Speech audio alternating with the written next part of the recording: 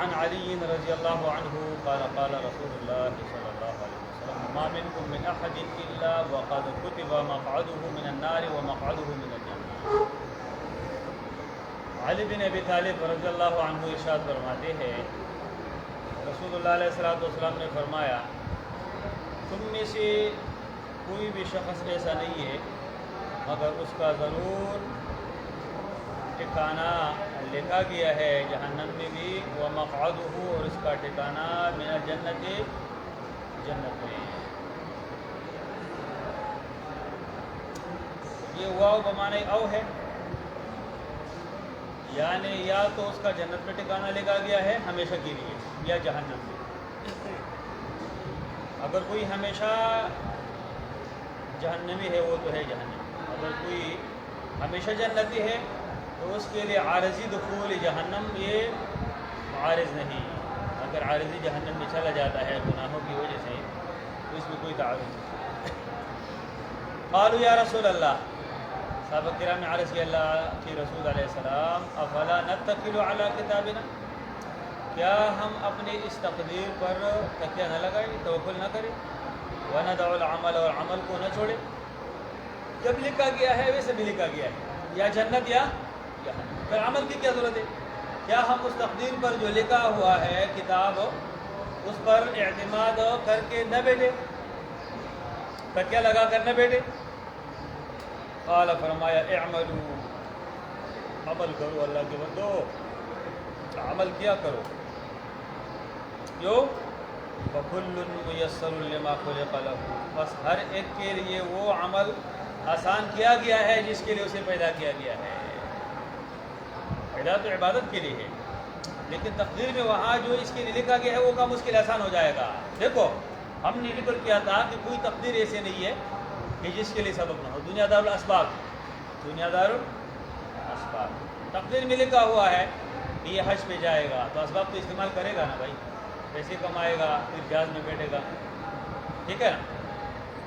اللہ نے اس کی تقدیر میں لکھا ہوا ہے کہ اس کا بچہ ہوگا تو پھر شادی بھی تو کرے گا نا، ساتھ کرے گا. یعنی اسباب کا استعمال توکل اور تقدیر کے خلاف نہیں ہے. رسول اللہ علیہ السلام تمام متوکلین کے سردار ہے، توکل کرنے والوں کے کیا ہے؟ سردار ہے. اس کے باوجود بھی جنگی نکلتے ہیں تو زرہ پہنتے ہیں، سر پہ لوہے کی ٹوپی ڈالتے ہیں تاکہ اپنے آپ کو بچایا جا سکے. اور ایک حدیث میں ہے کہ رسول اللہ علیہ السلام ایک مائل دیوار کے پاس سے گزر رہی تھی تو جلدی سے گزری، ایسا نہیں کہ گر نہ جائے. تو یہ مخلوقات کا ایک خوف نہیں، یہ طبعی ہے. اور اسباب استعمال کرنا یہ تقدیر اور توکل کے خلاف نہیں ہے. دنیا دار الاسباب. تو رسول اللہ علیہ السلام کے جواب کا حاصل یہ ہے کہ صحابہ کرام عمل کرو، کیونکہ یہ نیک عمل جنت میں جانے کا سبب ہے. نیک عمل جنت میں، برا عمل جہنم میں جانے کا سبب، تو اسی طرح نیک عمل جنت میں جانے کا سبب ہے. اعملوا، عمل کرو. ہاں وَتِلْكَ الْجَنَّةُ الَّتِي أُورِثْتُمُوهَا بِمَا كُنْتُمْ تَعْمَلُونَ. جنت جو میراث میں ملی ہے یہ عمل کو ایسی ملی ہے، ٹھیک ہے نا. تو جنت اور جہنم دونوں عمل سے ہے. اعملوا فَكُلٌّ مُيَسَّرٌ، بس ہر ایک شخص کے لیے آسان کیا گیا ہے لما خلق لہ، اس عمل کو جس کے لیے اسے پیدا کیا گیا ہے، مانا جو اس کی تقدیر میں لکھا ہوا ہے. اما من کان من اہل السعادہ، جو نیک بخت والا ہوگا، فسایو یسر لعمل السعادہ، پس اس کے لیے سعادت کے اعمال کرنے آسان ہو جاتے ہیں. واما من کان من اہل الشقاوہ، پس جو وہاں لکھا ہوا ہے بدبختوں میں سے شقی ہے، فسیسر لعمل الشقاوہ، پس اس کے لیے بدبختی کے اعمال کو آسان کیا جاتا ہے. یہ علامہ ہے، جو نیک عمل ہے آپ سمجھو کہ یہ جنتی ہے. جو بد عمل ہے اب سمجھو کہ یہ عمل اسی جہنم میں لے جائے گا اگر مانع نہیں آیا، رکاوٹ نہیں آیا۔ اور استدلال میں آیت کریمہ کو ذکر فرمایا وَأَمَّا مَنْ أَعْطَى، جس نے اللہ کے راستے میں دیا، وَاتَّقَى، اور گناہوں سے اپنے آپ کو بچایا، وَصَدَّقَ بِالْحُسْنَى، اور نیکی کی تصدیق کی، فَسَنُيَسِّرُهُ لِلْيُسْرَىٰ، بس ضرور ہم اس کے لیے جنت کا راستہ آسان کر دیں گے۔ وَأَمَّا مَنْ بَخِلَ وَاسْتَغْنَىٰ وَكَذَّبَ بِالْحُسْنَىٰ فَسَنُيَسِّرُهُ لِلْعُسْرَىٰ، كُلٌّ مُيَسَّرٌ لِمَا خُلِقَ لَهُ۔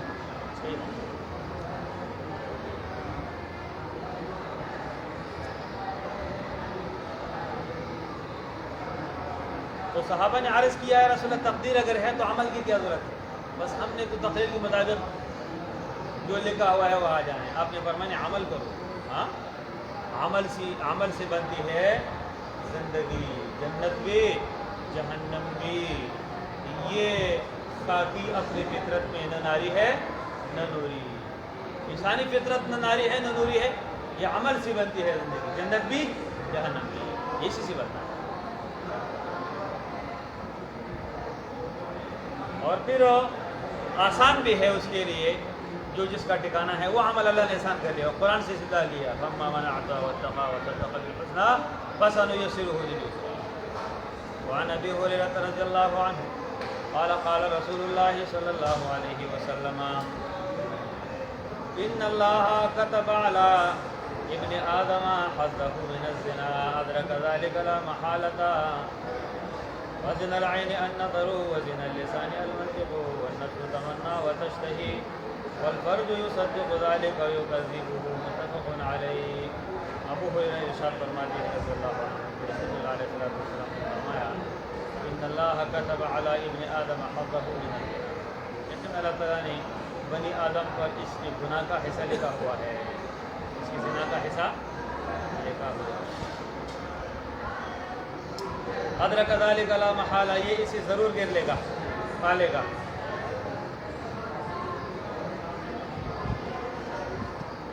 وزن العین النظر، وزن اللسان المنطق، والنفس تمنى وتشتهي، والفرج يصدق ذلك۔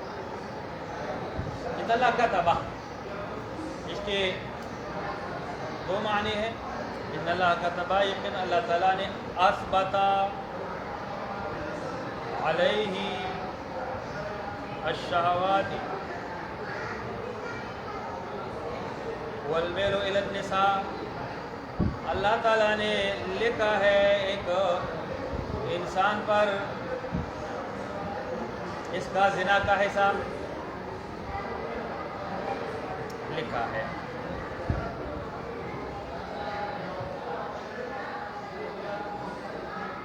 ایک معنی یہ ہے، دوسرا معنی یہ کیا جاتا ہے ان اللہ کتب علی ابن آدم، ان اللہ قدر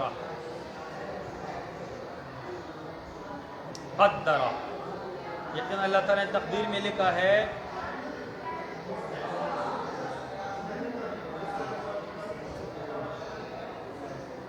ابن آدم پر اس کے زنا کا حصہ۔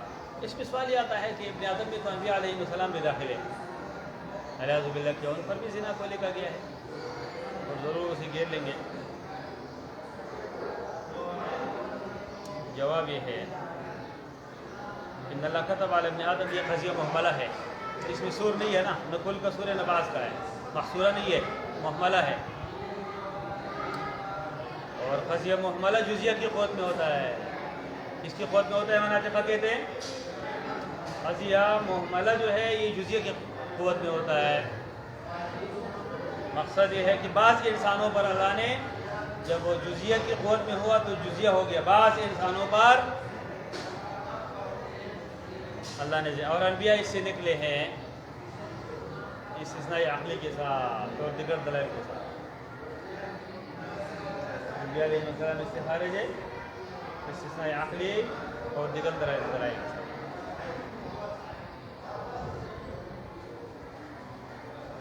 یا یہ ہے کہ کسی نے کہا ہے کہ ایک زنا اعلیٰ قسم کی ہے، درمیانہ قسم کی اور ادنا قسم کی۔ اعلیٰ قسم کی زنا سے تو محفوظ ہے انبیاء علیہ السلام، لیکن ادنا قسم جس طرح سورہ یوسف میں ہے وَهَمَّ بِهَا لَوْلَا أَنْ رَأَىٰ بُرْهَانَ رَبِّهِ ہم قرآن سے استدلال ہے یہ قول والے جو کہتے ہیں وَهَمَّ بِهَا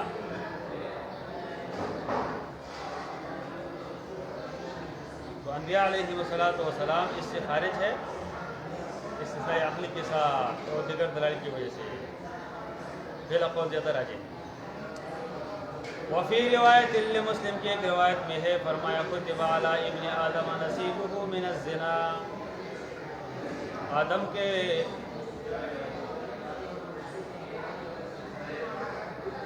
اولاد کے اوپر زنا کا حصہ لکھا ہوا ہے مدرک ذالک لا محالہ یہ ابن آدم اسے گرنے والا ہے ضرور العینان زناہما النظر آنکھوں کا زنا بد نظری ہے والاذنان اور کانوں کا زنا زناہما الاستماع ہے غلط بات کو سننا واللسان اور زبان جو ہے زنا ہو اس کا زنا الکلام فحش گفتگو کرنا ہے خواہشات و شہوات کی باتیں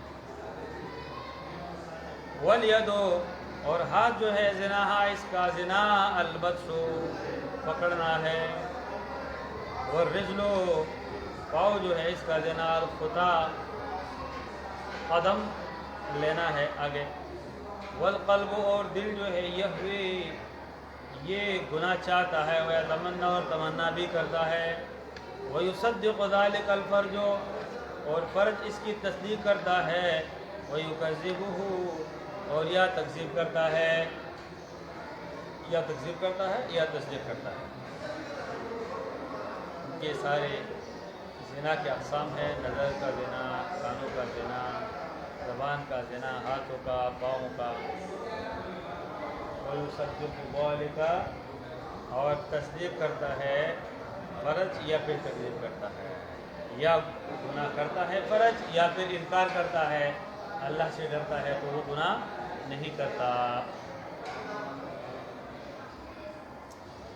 اس حدیث مبارکہ میں یہ ہے کہ انسان کے لیے یہ تقدیر میں لکھا ہوا ہوتا ہے یہ سب کچھ تقدیر میں اگر وہ کرتا ہے تو اگر نہیں کرتا ہے وہ بھی تقدیر میں لکھا ہوا ہے۔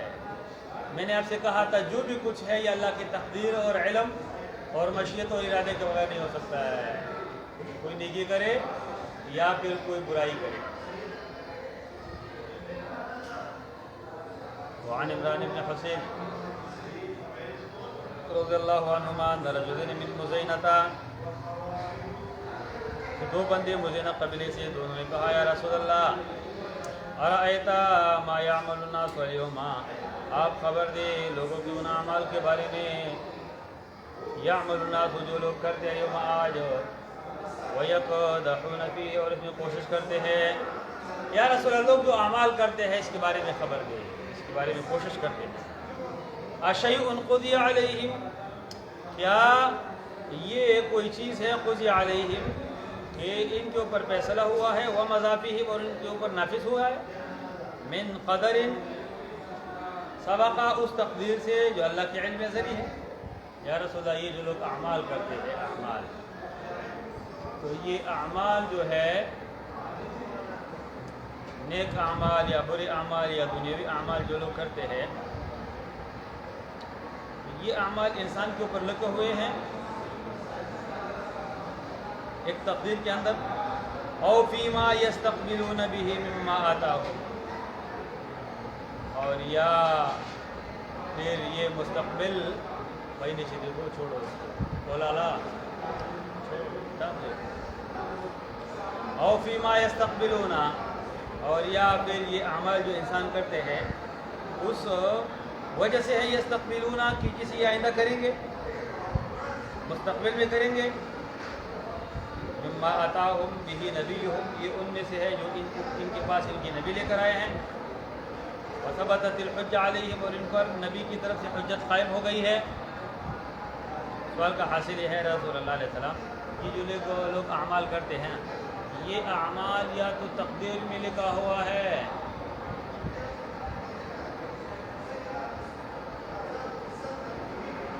جو نافذ تقدیر ہے ازل میں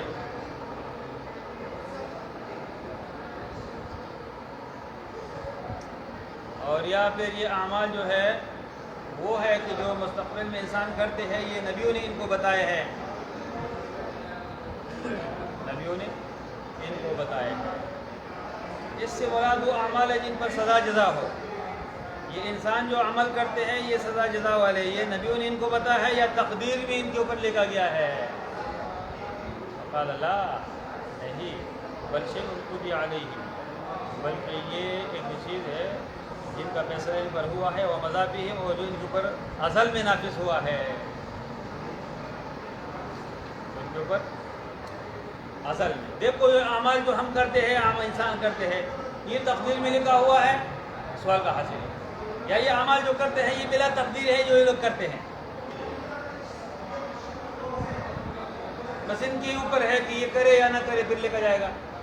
اللہ کے نبی فرمائے نے یہ لکھا ہوا ہے، یہ تقدیر میں لکھا ہوا ہے، پہلے سے ازلی ہے یہ۔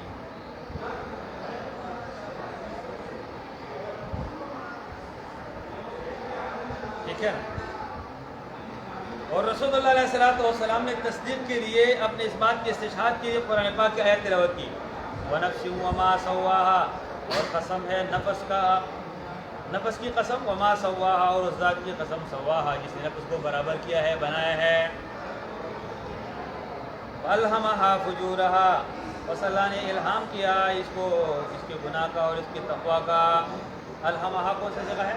ماضی کا، یہ نہیں ہے کہ فَيُلْهِمُهَا، اللہ اس کے دل میں ڈالے گا مستقبل میں یہ گناہ کرے گا، نہیں، بلکہ یہ ازل میں اس کو الہام ہوا ہے، یہ بتایا گیا ہے کہ یہ اچھا کام ہے۔ تو صحابی مزینہ قبیلے والے صحابی کا سوال یہ تھا کہ یا رسول اللہ، یہ جو اعمال انسان کرتے ہیں یہ تقدیر کی وجہ سے ہے یا ایسے کئی متفقہ ہے، بس جو چاہے جو کرے تو تقدیر میں پھر لکھے جاتے ہیں؟ تو میں نہیں، تقدیر میں میرے سے لکھا ہوا ہے، اللہ کو پتہ تھا کہ یہ ایسا عمل کرے گا، ایسا کرے گا۔ تقدیر میں لکھنے کا کیا عمل ہے؟ مقصد ہے، مقصد یہ ہے کہ اللہ کے علم میں تھا، یہ اللہ کے علم میں تھا کہ یہ ایسا کرے گا، یہ ایسا کرے گا، یہ ایسا کرے گا۔ اس میں کوئی جبر نہیں ہے، اس میں کوئی قدریہ والا نظریہ نہیں ہے۔ انسان جو بھی عمل کرتا ہے اللہ کی مشیت سے کرتا ہے، لیکن کاسب انسان ہے، کسب انسان کرتا ہے، بے اختیاری ہی و کسب، اور اللہ تعالیٰ کے علم، مشیت اور ارادے سے کرتا ہے، بس اس کے بغیر نہیں کر سکتے آپ۔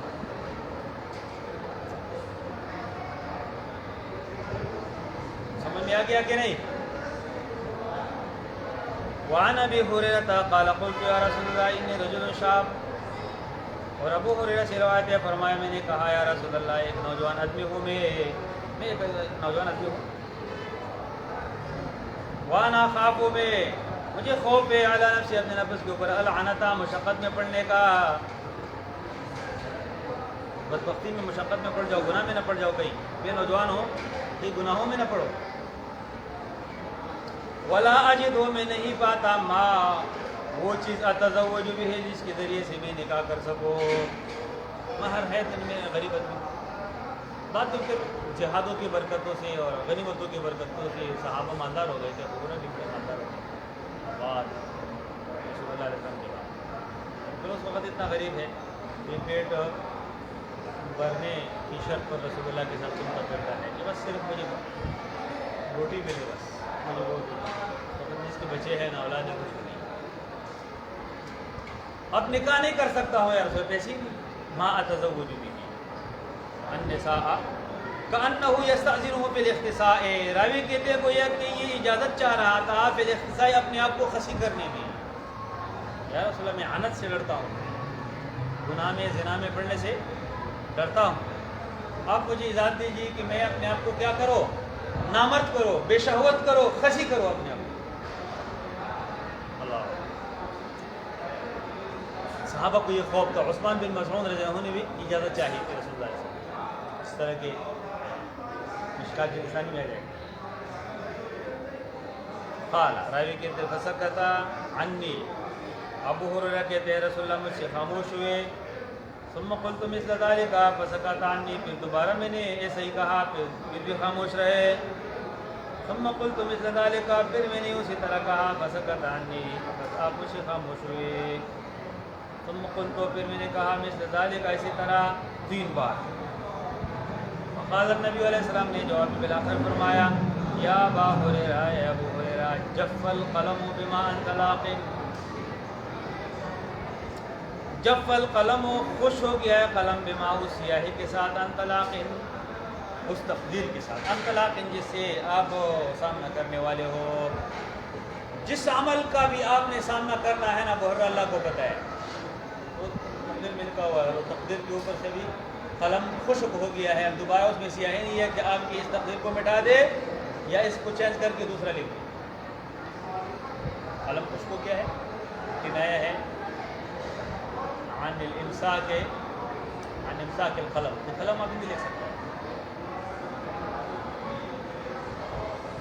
اور اس بات کی طرف اشارہ ہے کہ جس سے آپ ملاقات ہوں گے نا جس کا آپ کا سامنا ہوگا وہ تو ہو کے رہے گا.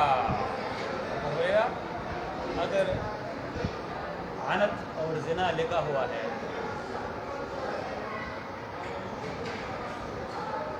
ٹھیک ہے وہ تو ہو کے رہے گا. اگر نہیں لکھا ہوا ہے اپنے آپ کو آپ پھنسی کریں گے تو کیا فائدہ ہے. بھلا نے گناہ میں نہیں لکھا زنا لکھا نہیں ہے آپ کے اوپر گناہ نہیں لکھا ہے تقدیر میں اللہ کے علم میں نہیں ہے تو آپ اپنے آپ کو پھنسی کرو گے تو کیا کرو گے. اختصاص ہماری امت میں منع ہے. ایسے ہونا کیا ہے کرنا اپنے آپ کو نامرد کرنا منع ہے. کمال اسی میں ہے کہ انسان کے پاس تمام شہوات قوتیں قدرتیں ہو اور وہ اپنے آپ کو کنٹرول کرے اور اللہ کا تابع ہو جائے. یہ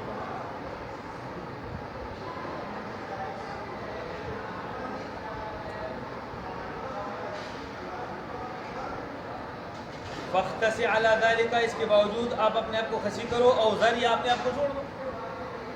اب تمہاری مرضی ہے. میں تو یہ سمجھا رہا ہوں کہ جو تقدیر میں لکھا ہے وہ ہو کے رہے گا. اب تیری مرضی اپنے آپ کو خسی کرو یا پھر کیا کرو سر اس چیز کو چھوڑ دو.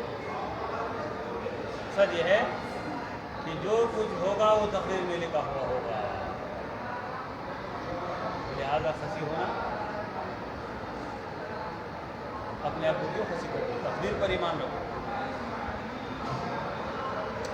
وعن عبد الله بن عمر رضی اللہ عنہما قال قال رسول اللہ علیہ السلام ان قلوب بنی آدم كلها یقینا انسان کے تمام انسانوں کے دل بین اصبعین من اصابع الرحمن یہ رحمان ذات کی انگلیوں میں سے 2 انگلیوں کے بیچ میں ہے. فقلب واحد ایک دل کی طرح یصرفه کیف یشاء اللہ تعالیٰ پھیر دیتے ہیں ان دلوں کو جس طرح چاہتے ہیں. ثم قال رسول اللہ علیہ السلام نے پھر یہ دعا مانگی اللہم مصرف القلوب صرف قلوبنا علی طاعتک. عبداللہ بن عمر بن العاص رضی اللہ عنہما فرماتے ہیں رسول اللہ نے ارشاد فرمایا یقیناً بنی آدم کے تمام انسانوں کے دل اللہ کے 2 انگلیوں کے بیچ میں ہے. اصبعین اصبعین اللہ تعالیٰ کی صفات 2 قسم کے. ایک وہ ہے کہ جو واضح المعنی ہے جس کا معنی عربی زبان میں ہے تو اس کے بارے میں یہ ہے کہ نمرها کما جاءت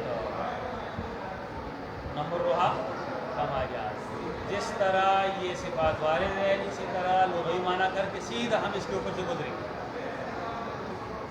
یہ معلوم المعنی ہے لیکن مجہول الکیفیت والحقیقت ہے. انبیاء رب العالمین کی ثابت ہے اتنا ایمان ہمیں رکھنا چاہیے.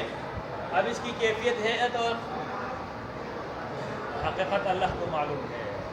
اگر اس کی کوئی انسانی انگلیوں سے تشبیہ دیتا ہے یہ مشبہ ہے. کوئی اگر انکار کرتا ہے تو معطلہ ہے معتزلہ ہے جبریہ ہے یہ ہے وہ. اور کچھ صفات ایسے ہے کہ جو اس کا معنی معلوم نہیں ہے. اس کا معنی معلوم نہ ہو تو وہ اللہ کی طرف مفوض ہے. انسانی دل اللہ کی 2 انگلیوں کے بیچ میں ہے. اللہ تقدیر کو جس طرح چاہتا ہے الٹ پلٹ کرتا ہے. وعن ابی ہریرہ رضی اللہ عنہ رسول اللہ دعا مانگتے ہیں دیکھو کہ اللہ ہمارا خاتمہ اچھا ہو. اللہم مصرف القلوب صرف قلوبنا علی طاعتک. وعن ابی ہریرہ قال قال رسول اللہ علیہ السلام ما من مولود الا یولد علی الفطرہ نہیں ہے کوئی بچہ مگر وہ پیدا ہو جاتا ہے فطرت پر. ابواہ یحودانی و نصرانی و مجوسی اس کے والدین اس کو یا پھر نصرانی بناتے ہیں یا یہودی بناتے ہیں یا مجوسی مویشی بناتے ہیں. انسانی فطرت پر انسان پیدا ہو جاتا ہے. فطرت کا کیا معنی ہے؟ ما من مولود الا یولد علی الفطرۃ. فطرت کا معنی ہے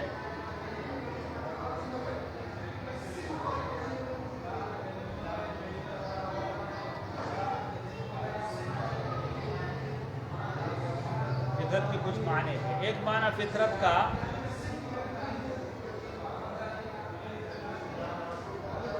یہ ہے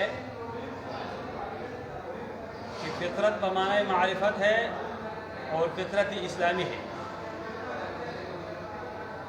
فطرت بمعنی معرفت اور فطرت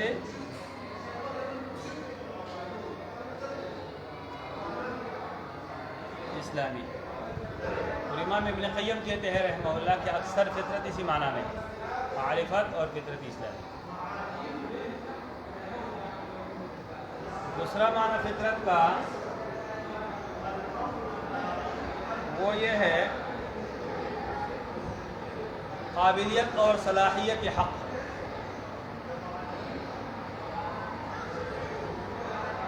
یعنی ہر بندہ جب پیدا ہو جاتا ہے انسان تو اس میں صلاحیت ہے، قابلیت ہے حق پرستی کا، حق قبول کرنے کا.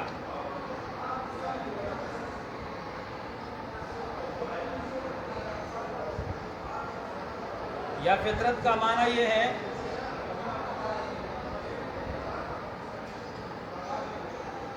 کہ فطرت سے مراد مقدمات اسلامیہ ہے. معنی ہر بندہ جو ہے پیدا ہو جاتا ہے مقدمات اسلامی پر. مقدمات اسلامی کا کیا مطلب ہے؟ یعنی یہ اس فطرت پر ہے کہ لا یحثہ علی الکفر، یعنی قلوبہ وہ خالی ہے اس سے کہ اس پر کوئی حرکت کر دے کفر کے اندر داخل کر دے. پیدائشی طور پر انسان کے اندر ایسی محرکات نہیں ہے کہ جو کفر کرے، شرک کرے.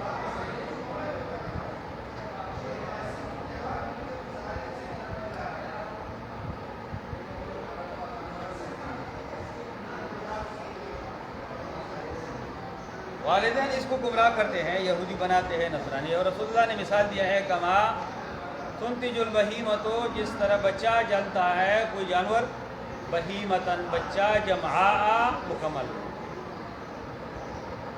بھائی جب کوئی اونٹنی بچہ جنتی ہے تو بچہ صحیح سلامت ہوتا ہے، اس میں پھر کان کٹا دم کٹا نہیں ہوتا ہے. بعد میں لوگ اس کے کان کاٹتے ہیں، دم کاٹتے ہیں. اسی طرح ایک بچہ جو ہے وہ اسلامی فطرت پر پیدا ہوتا ہے، بعد میں لوگ اس کو نقصان پہنچاتے ہیں فطرت. اور اس کو کیا کرتا ہے؟ کوئی یہودی بناتے ہیں، نصرانی بناتے ہیں، رافیزی بناتے ہیں، مجوسی بناتے ہیں، سکھ بناتے ہیں. ثم یقول، پھر استدلال کے طور پر رسول اللہ علیہ وسلم نے یہ آیات کریمہ تلاوت کی. فطرت اللہ التی فطر الناس علیہا. فطرت اللہ ہے، یہ منصوب ہے فعل مقدر کی. الزموا فطرت اللہ، اے لوگو اللہ کے اس فطرت کو لازم پکڑو، چھوڑنا نہیں ہے اس کو. التی وہ فطر الناس علیہا، جس فطرت پر اللہ نے لوگوں کو پیدا کیا ہے.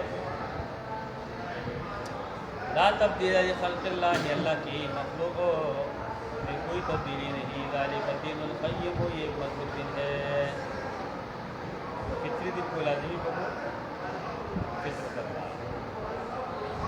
وعن ابی موسیٰ الاشعری رضی اللہ عنہ قال قام فینا رسول اللہ صلی اللہ علیہ وسلم بخمس کلمات. رسول اللہ ہمارے بیچ میں 5 باتوں کے ساتھ کھڑے ہو گئے، خطبہ دیا. فرمایا ان اللہ لا ینام، اللہ تعالیٰ نہیں سوتا. ولا ينبغي له ان ینام، اور اس کے لیے مناسب نہیں ہے کہ وہ سو جائے، کیونکہ سونا یہ عجز کی صفت ہے، اور عجز کی صفات سے اللہ تعالیٰ منزہ ہے، پاک ہے. یہ تو کمزوری کی صفات ہے، یہ تو نقصان کی صفات ہے سونا. اللہ تعالیٰ تو یخفض القسط، یہاں قسط سے مراد میزان ترازو، یخفض القسط، اللہ تعالیٰ جھکاتا ہے ترازو کو کسی کی، وہ کسی کے ترازو کو اٹھاتا ہے۔ اللہ تعالیٰ روزانہ انسان کو کسی کو اٹھاتا ہے، کسی کو نیچے کرتا ہے۔ عزت اور ذلت کی طرف اشارہ ہے، تعز من تشاء وتذل من تشاء بیدک الخیر۔ یا رزق کی طرف اشارہ ہے کہ اللہ کسی کی روزی کو کم کرتا ہے، ویرفعہ، کسی کی روزی کو زیادہ کرتا ہے۔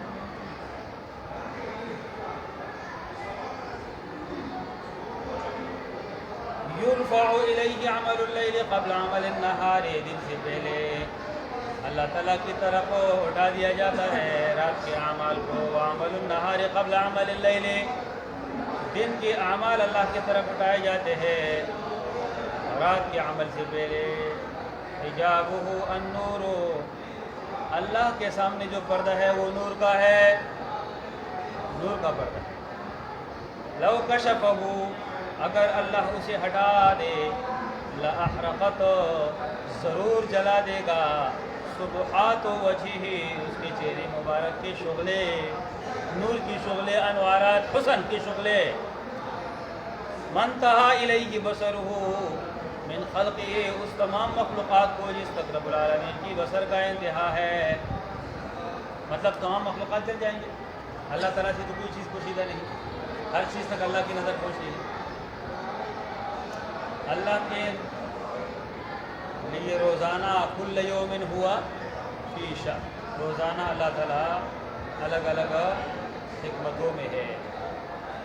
تو یہاں انسان روزانہ جو بھی عمل کرتا ہے نا، ہم نے تقدیر کے 5 قسمیں پڑھی تھی، اس میں یہ تھا کہ یومی تقدیر، روزانہ کی تقدیر وہ یہ ہے کہ کل یوم، روزانہ اللہ تعالیٰ کسی کو گناہ کے ذریعے سے نیچے کرتا ہے، نیکی کے ذریعے سے اٹھاتا ہے۔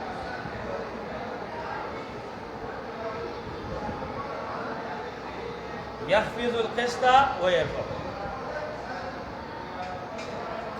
اور یہ اس بات کی دلیل ہے کہ اللہ رب العالمین کے سامنے نور کے پردے ہیں، اگر وہ پردے ہٹ جائے تو تمام کائنات جل جائے۔ اللہ کے انوارات، جمال کی شعاع، شغلے ایسے تیز ہے، جل کے ایسی تیز ہے کہ تمام کائنات کو راکھ بنا کے رکھتے ہیں۔ اور وہ جو قرآن پاک میں ہے، فَلَمَّا تَجَلَّى رَبُّهُ لِلْجَبَلِ جَعَلَهُ دَكًّا وَخَرَّ مُوسَىٰ صَعِقًا، وہاں رب العالمین نے ایک پہاڑ کی طرف تجلی فرمائی، فَلَمَّا تَجَلَّى رَبُّهُ لِلْجَبَلِ۔ اور ابو داؤد شریف کی حدیث میں ہے کہ سور، بیل کی ناک کی سوراخ جتنا رب العالمین نے تجلی فرمایا اس پہاڑ کی طرف، جو ریزہ ریزہ ہو گیا اور موسیٰ علیہ السلام بے ہوش ہو گئے۔ اگر یہ سارے پردے ہٹ جاتے تو کیا ہوگا؟ موسیٰ نے بڑا اصرار کیا نا، اللہ تعالیٰ میں نے آپ کا دیدار کرنا ہے، فرمایا لن ترانی موسیٰ، اس دنیاوی آنکھوں سے مجھے کبھی نہیں دیکھ سکتے ہو، نہیں دیکھ پاؤ گے۔ اس کے لیے حقیقی ذات ہے تو حقیقی آنکھیں، آخرت کی آنکھیں چاہیے۔ تو اس لیے پھر موسیٰ علیہ السلام بے ہوش ہو کر کے گر پڑا۔ وعن ابی ہریرہ قال قال رسول اللہ علیہ السلام ید اللہ ملآ، اس حدیث مبارکہ میں اللہ کے چہرے کا ذکر ہے، دوسرے حدیث میں اللہ تعالیٰ کی انگلیوں کا ذکر ہے۔ اللہ رب العالمین کی صفات ایسا ہے کہ جیسے وارد ہے ہم اس پر ایسے ایمان رکھتے ہیں۔ ہاں، اگر اس صفات میں گڑبڑ کرے اور معنی دوسرا رکھے، دوسرے الفاظ کا معنی رکھے، تو یہ الفاظ پھر اللہ نے کیوں استعمال کی؟ وہ الفاظ اللہ کے پاس نہیں تھے جو معتزلی ذکر کرتے ہیں یا اشعری یا ماتریدی ذکر کرتے ہیں، کیا یہ وہ الفاظ اللہ کے پاس نہیں تھے؟ تقدیر خلاف الاصل ہے اور مجاز خلاف الاصل ہے، حقیقت پر کیوں معنی حمل نہیں کرتے ہو؟ جہاں واضح ہے تو واضح ہے، اللہ تعالیٰ کی یہ صفات بالکل واضح ہے۔ لا تغیضها نفقۃ سحاء اللیل والنہار۔ ابو ہریرہ فرماتے ہیں رسول اللہ صلی اللہ علیہ وسلم نے ارشاد فرمایا، ید اللہ ملآ، رب العالمین کے ہاتھ بھرے ہوئے ہیں نعمتوں سے، لا تغیضها نفقۃ، کوئی خرچہ اسے کم نہیں کر سکتا. سخاء اللیل والنہار، دن اور رات کا خرچ اللہ کے اس خزانوں کو کم نہیں کر سکتا، ہمیشہ یہ بہتے ہیں. ارأیتم ما انفق مذ خلق السماء والارض، خبر دو تم ان نعمتوں کے بارے میں جو اللہ تعالیٰ نے خرچ کیے جب سے آسمان زمین کو پیدا کیا ہے. کتنی نعمتیں اللہ نے خرچ کیے، کسی کو حساب ہے؟ ہوا کتنا خرچ کیا ہے، پانی کتنا خرچ کیا ہے، اللہ نے کتنی رزق دی ہے، یہ کسی کا نہیں. اور اللہ کی نعمتیں اور ہاتھ اسی طرح بھرا ہوا ہے، آج بھی وہی ہے. اور وہ ترمذی کی حدیث ہے کہ رسول اللہ علیہ وسلم نے ارشاد فرمایا کہ رب العالمین جو ہے اس کے خزانے اتنے بھرے ہوئے ہیں کہ تمام انس اور جن جتنے آدم سے لے کر قیامت تک ہے، سب ایک میدان میں جمع ہو اور اپنے منشا کے مطابق اللہ سے جو چاہے مانگے اور اللہ سب کو دے دے. تو اللہ تبارک و تعالیٰ کے خزانوں میں نعمتوں کی اتنی کمی نہیں آ سکتی جتنی کمی سمندر کے اندر سوئی کو ڈبو دیا جائے اور سوئی کے ناکے کے ساتھ جتنا پانی لگا ہوا ہو، اتنی بھی کمی اللہ کے خزانوں میں. سمندر میں تو ایک قطرہ کمی آ گئی، لیکن اللہ کے خزانوں میں اتنی کمی بھی نہیں ہے. اتنا عظیم اللہ ہے. فَإِنَّهُ لَمْ يَغِزْ مَا فِي يَدِهِ، یہ کم نہیں کر سکتا اللہ کے ہاتھ میں جو کچھ ہے. وَكَانَ عَرْشُهُ عَلَى الْمَاءِ، اور اس وقت سے اللہ خرچ کر رہے کہ جس وقت سے اس کا عرش پانی کے اوپر تھا. وَبِيَدِهِ الْمِيزَانُ، اللہ کے ہاتھ میں ترازو ہے. يَخْفِضُ وَيَرْفَعُ، اس کے ذریعے سے لوگوں کو نیچے کرتا ہے، اٹھاتا ہے. وفی روایت مسلم یمین اللہ ملا، رب العالمین کے ہاتھ بھرے ہوئے ہیں. ابن نمیر کہتے ہیں ملآن سحاء، ملآن مانا ہمیشہ بھرے ہوئے ہیں. سحاء اور ہمیشہ بہاتا ہے اور ہمیشہ اللہ خرچ کرتا ہے. لا یغیضها شیء، اللہ کی ان ہاتھوں میں سے کوئی چیز کمی نہیں کر سکتی. ہاں شیء اللیل والنہار، چاہے وہ خرچ رات کو کرے دن کو کرے، رات اور دن کے خرچے اللہ کے خزانوں میں سے کمی نہیں کرتے. اور یہ وہی حدیث ہے جو گزری تھی. سئل رسول اللہ سے پوچھا گیا عن ذراری المشرکین، مشرکین کے بچوں کے بارے میں ان کا کیا انجام ہے؟ فرمایا اللہ اعلم بما كانوا عاملین، اللہ کو پتہ ہے کہ اگر یہ زندہ رہتے تو کیا عمل کرتے، جنت کیا عمل کرتے یا جہنم کیا عمل کرتے. وہ تو تقدیر میں تھا، اللہ کو پتہ ہے. اب ہم کوئی حکم نہیں لگا سکتے، لیکن دوسرے حدیث میں سے آپ نے دیکھ لیا کہ جہنم میں نہیں لے جائے گا اللہ سے، کیونکہ ان کے پاس نبی نہیں آیا. وما كنا معذبین حتى نبعث رسول، اور ان کے پاس عقل نہیں آئی رسول. قیامت کے دن کیا ہوگا؟ قیامت کے دن اللہ ان کے اوپر